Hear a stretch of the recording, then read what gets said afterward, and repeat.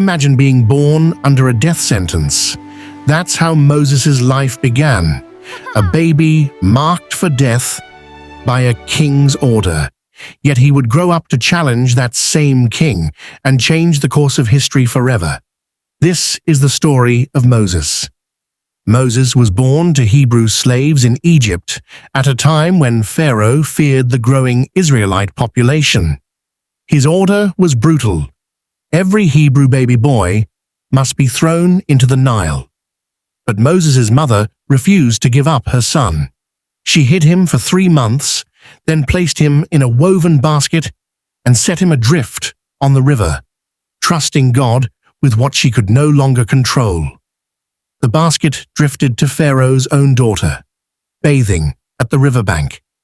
She found the crying child, and instead of following the law, she adopted him as her own. Moses grew up in Pharaoh's palace, raised with privilege and power. But he never forgot where he came from. One day, as a grown man, he saw an Egyptian beating a Hebrew slave. Stand back! Something in him broke. He struck the Egyptian down and fled into the desert, becoming a fugitive overnight. For the next 40 years, Moses lived quietly as a shepherd in Midian. The prince became a wanderer. Then, one ordinary day, everything changed. Moses saw a bush on fire, burning, but never burning up. From within it, a voice called his name. It was God, calling him to return to Egypt and free his people from slavery. Moses was afraid. He doubted himself. He asked, "Who am I to do this?" But God promised, "I will be with you." Moses returned to Egypt and stood before the very throne he once knew as home. His message was simple: "Let my people go." Pharaoh refused again and again.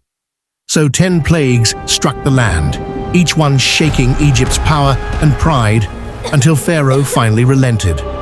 Moses led over 2 million Israelites out of slavery.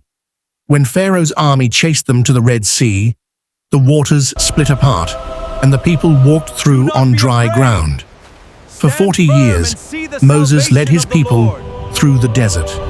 On Mount Sinai, he received the 10 Commandments, a moral code that still shapes the world today. He never entered the Promised Land himself, but he brought his people to its very edge. Moses started life in a basket on a river. He ended it as the man who freed a nation. His story reminds us it's never too late, and you're never too unlikely to be called for something greater.